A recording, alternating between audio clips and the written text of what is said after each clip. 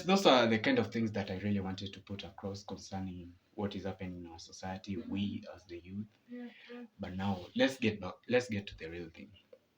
You have written a book that is entitled Aliens of Our Era. How many pages are this book? Can just check. 177. That's a really that's good. As in, I just like the words to say. Oh, it's inspiring to see a young person writing a book, putting your thoughts down. Because as the youth, we really need to speak up. We really need to have a voice. Yeah. So why the title Aliens of Our Era? Okay, I can say from the title Aliens of Our Era, it's kind of aliens, like the from the view of the outsiders in the society, the people who are viewed like the outsiders. Okay. From your basic understanding of an alien, it's a creature that it's out of this world, like a creature who is not like a human being. Yeah, true. So like being an alien in this world, like you're very different from the people of the society. Yeah. Yeah. So the society views you as an outsider. Yeah, like the outsider in the society. What kind of things will make the society to view as an outsider? Is it the fact that you're unique or what? Or you're just different? You are different in the sense, or it's just the view of the society of you? Okay, from the things that there's the norms of the society, what the society believes in, True. what we should do and what we should not do. Uh-huh. But when you choose a different path, the path where it's less taken by many people, you choose to do different, you choose to act different. Like you're viewed like you don't belong to this, like you belong to your own world. Okay. So you're like an outsider. That's a really good choice of any, and it explains. So people that tend to break the norms are viewed as outsiders. Yeah. And these norms are the things that the culture, let's say the culture, the cultural beliefs that we had, like, oh, you should not do this, doing this is a taboo. But we have a different kind of generation. We have people that want to explore different kind of things. So when they explore is when they are viewed as outsiders. Yeah. But basically the system, you're not supposed to go with the system. For you to make progress, you're supposed to defy the system sometimes. And there's something called change. We cannot really tie ourselves to cultural beliefs because times are changing. We cannot really use the cultural practices that were used 1982 like we are in 2021. Yeah, so the culture in itself also needs to go with that change. They should be flexible enough to accept that there is change, that the kind of people that they were are not the kind of people that we are. We are different. So they should not also tie us to those kind of cultural beliefs. Now I hope that's all in that alien, because that was my view of that. That's a good one. So let's talk about writing. You've written a book, Alien of Our Era, and you've given us insight based on the title itself. So I believe that what you've said about the title is what the book is about, or is there anything? Who's the character in that book? Just to summarize, to paraphrase. The character is a girl called Miriam. Miriam? She's a Caucasian girl living in an African country. Okay. Yeah. You've summarized. So it talks more on how exploring life in an African continent, and you're a white.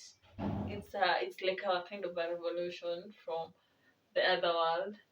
Like, okay, there's these stories that have always happened on like Black Lives Matter. Yes, like true. A lot of Africans live in American country, but this is a situation in such like an American living in an African country.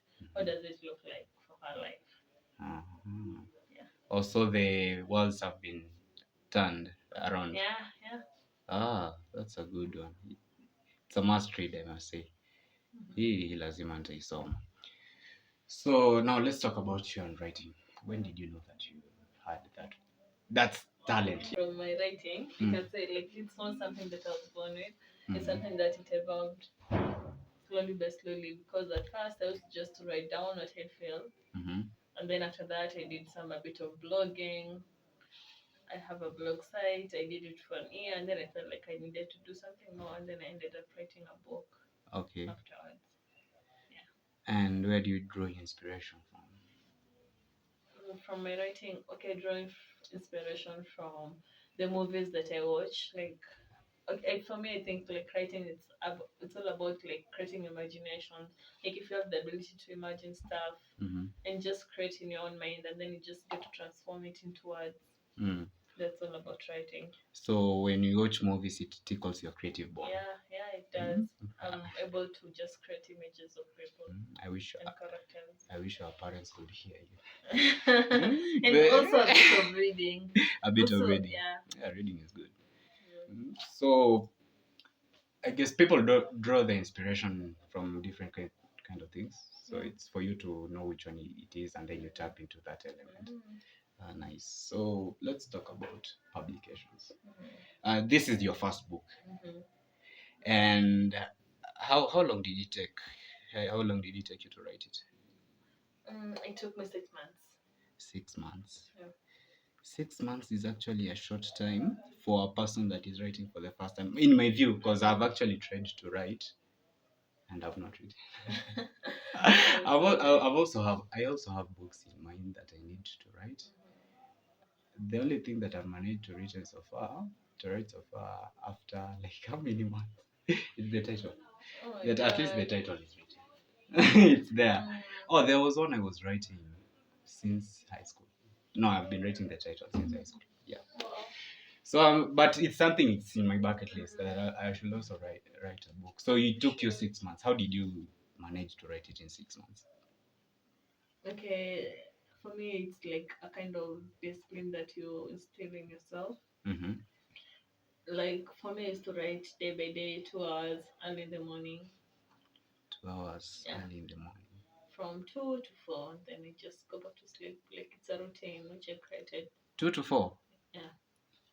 A.M. Yeah. Nice. So you just 2 hours, right? 2 hours. Yeah. That was which year? Last year.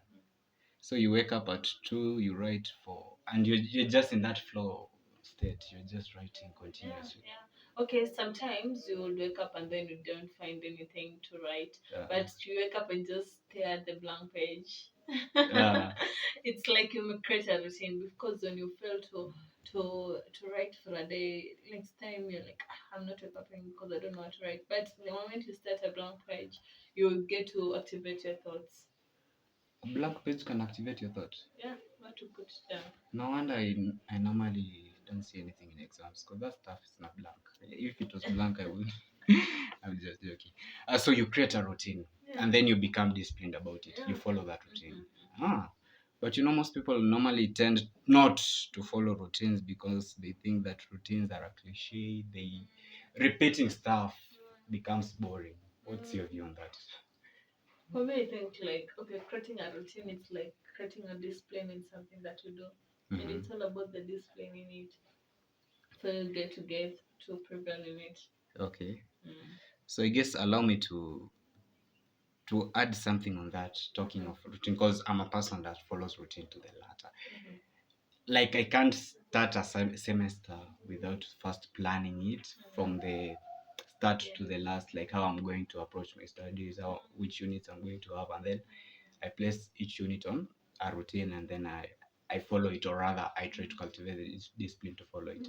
And I can say so far so good. It has helped me through the 2 years in engineering and stuff. So allow me to talk of consistency, because when you have a routine, actually you're practicing being consistent.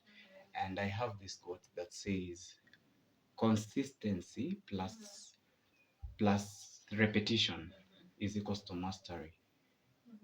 Deliberate, not actually repetition, let's say deliberate practice. When you're practicing something deliberately, purposefully, you know that this is the area that you're weak in, and then you channel your energy on that area, and then you practice it consistently, like every day. It's something that you do on every day. Eventually you will become a master at what you do. So I want to believe that this routine is what made you to finish this book in time. Yeah, so you made yourself accountable. You became disciplined. 2 hours early in the morning, 2 to 4. So after you do this, did you go back to sleep? Yeah. Okay. You will sleep with a smile on your face, knowing that you have accomplished what you set out to do that day. So, were you still studying during this time? Okay, it was during the holiday. Partly yes, partly no. Yeah. Partly yes, partly no. So, is it a routine that you used to follow when you had classes that day? Yeah. But the bigger period of it was during the long holiday period. But either way, class or no class, still that routine had to be maintained. Oh, that's a good one. I think people should learn from that. So let's talk about publication. Like, what was the process of publishing this book? Now you have written. No, before publications. There is something that I'm almost forgetting. So tell me about the conception. When did you have this idea that? When did the idea pop in your head that hey, I should write a book and let me call it Elena?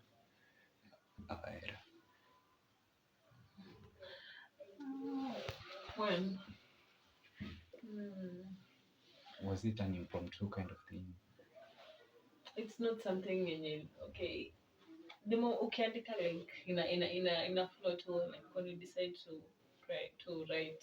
For me it's just a flow and inakuja tu natural. So it's just something about creative. Just it was just like any other creative writing. Yeah. Oh, okay, that's good. Now let's talk about publication. What was the step that you made while publishing this book? What steps did you take to publish this book? Oh, okay, it depends now which kind of publication unataka. Okay. There's self-publication and company. The one you should go through a company. For me, I opted for self-publication. Oh, okay. You just publish yourself and then you market the book. You're the one selling it. Yeah. I guess that's a good one. Now, lastly, you said that you used to write, you used to blog, you have a site. What's the name of that site? roselounge.home.blog. Roselounge.home.blog. Yeah, roselounge.home.blog. .home.blog. Yeah. So here, do people what kind of content do you have? Is it just creative writing? Mostly inspirational. Oh, how long have you been having this blog? 1 year. I've had it 1 year. Oh, have you? Oh, rather, I'll ask this in the next segment that we meet. So I guess that's it. It was nice. It was a pleasure to meet you. Thank you for your time. I did not intend to keep you. I'm sorry. They normally say it's better to apologize than to ask for permission. So I'm sorry for taking your time. I know it was an impromptu meeting, but thank you for showing up. Thank you for your book. This is a must read. So if you are anyone listening to this podcast, I'd kindly request you to go and buy this book. So if someone wants to buy this book, how do they reach you? You can reach me through my contact or you can go through a bookshop, the Writers Guild. The Writers Guild. Yeah, it's in Azina Towers. Okay. Azina Towers. Or they can reach you through your contact. So are you okay with giving your contact out there publicly? Which it is? 07. Okay. 95. 165. 298. 298. So ladies and gentlemen, that was Rose Wangithi, Aliens of Our Era. Thank you. Yeah, that's it. We're done. We are done.